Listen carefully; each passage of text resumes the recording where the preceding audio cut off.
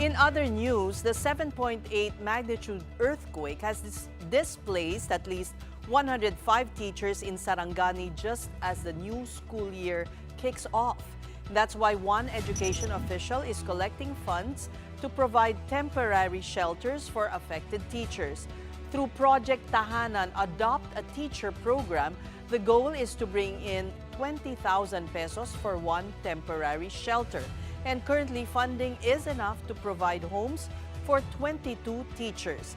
Let's know more about this initiative with Donna Panes, Chief of the Curriculum Implementation Division of the Department of Education in Sarangani Province. Good evening, Donna.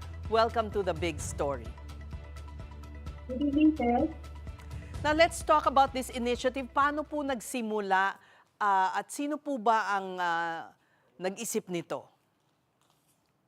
Nagsimula ito dyan noong a day after na na-hit kami ng earthquake. Siyempre, unang-una parang lahat kami na trauma. Pero dito kasi sa area specifically dito sa Alabel, hindi masyadong affected. That's why nung mag-text yung mga teachers namin na, "Ma'am, wala na kami tubig, bukas wala na talaga kaming mainom." So, unang-una ang na-provide namin ay mga containers of water.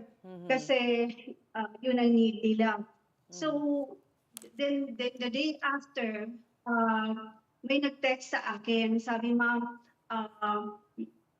severely hit talaga yung mga bahay ng mga teachers natin.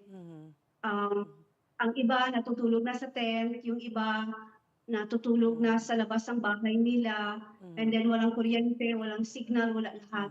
So that moment, wala akong idea kung ilang teachers ba ang affected, ilang bahay ba ang nasira ng mga teachers kasi nga walang signal. So when we delivered the water containers, alam mo, Ses, kung paano namin na-deliver ang tubig doon, sinakay namin sa dump truck. After the road na hindi passable, sinakay na naman namin sa bangka, and then sinundo na naman ng another dump truck para lang makarating doon. So doon na team namin ang sitwasyon ng CIDT na naghatid ng water na, "Ma'am, andyan sila lahat sa labas." So sabi ko, "Oh my God, hindi sanay ang mga teachers natin ng ganun." Kasi nga, naawa din ako kasi nga, alam mo naman kapag teacher, bago makapagpatayo ng bahay yan, kailangan nilang mag-loan. Binabayaran yan ng 3 to 5 years, yung mga dream house nila. And then, nung sudden, nawala.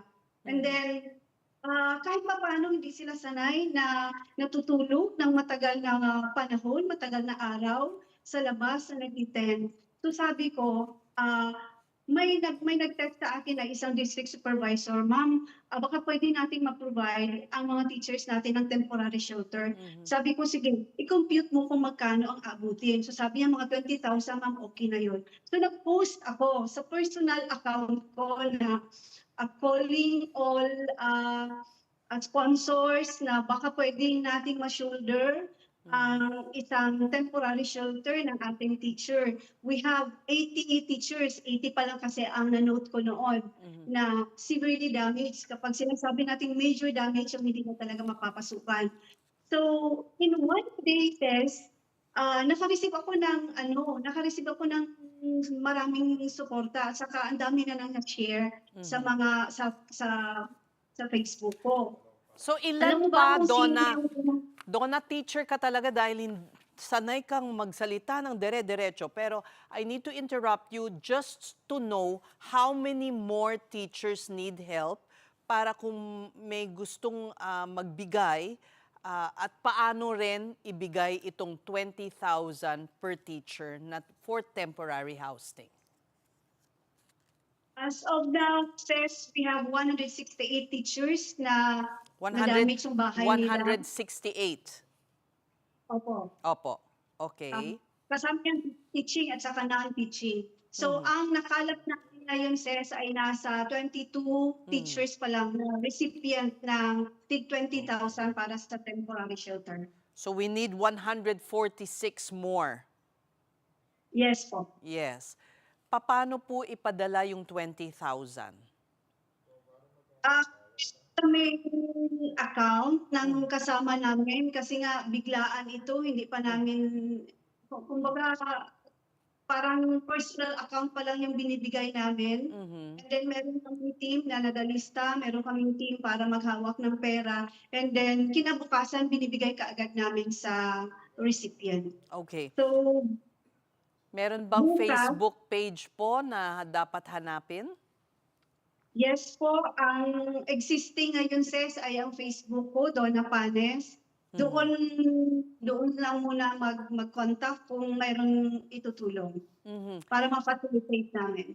But imagine, meron ka ng pondo para sa 22 teachers. That's a lot from your personal account lang. Yes, sis, Tess. Mhm. And ito bang 20,000, anong uri ng temporary shelter ang magagawa? May building at saka may sahig. Yun lang na at least masisilungan nila habang nagre-recover sila sa permanent house nila. Mhm. Yung maalis lang sila sa mga tents at saka sa mga bahay ng kanilang relatives. Mhm. And itong mga 146 na teachers ay tiga anong lugar sa Sarangani? Saan mismo doon? 60% of that says ay nasa municipality of Glan. Ang iba ay nasa Malapatan at may isa kami sa Malungon and one from Maasin. Mhm. Of course, by helping a teacher, you're also helping her students because syempre paano magiging maayos ang pagtuturo kung wala kang tinitirhang maayos? Yes, sis, yun talaga ang una kong naisip kasi magre-resume na ang klase by next week. Sabi ko, kahit anong psychosocial o anong debriefing ang gagawin natin sa mga estudyante at sa mga teachers natin, pag wala silang tirahan, hindi natin ito ma-attain. Mhm. And kamusta naman ang kalagayan mo, Donna? Okay ka naman dyan sa kinalalagyan mo? Okay ako, sir, with my family, pero may mga trauma lang every time na may mga shakes. Kaya kagaya kahapon, yung 6.6 na magnitude, medyo kinabahan na naman ulit. All right, we thank you so much for sharing this initiative with us. And don't forget, hanapin nyo si Donna, D-O-N-N-A, Panes, P-A-N-E-S sa Facebook of DepEd Sarangani if you want to help. 146 more teachers need your help and only for 20,000 pesos. Maraming salamat sa iyong panahon, Donna. Thank you.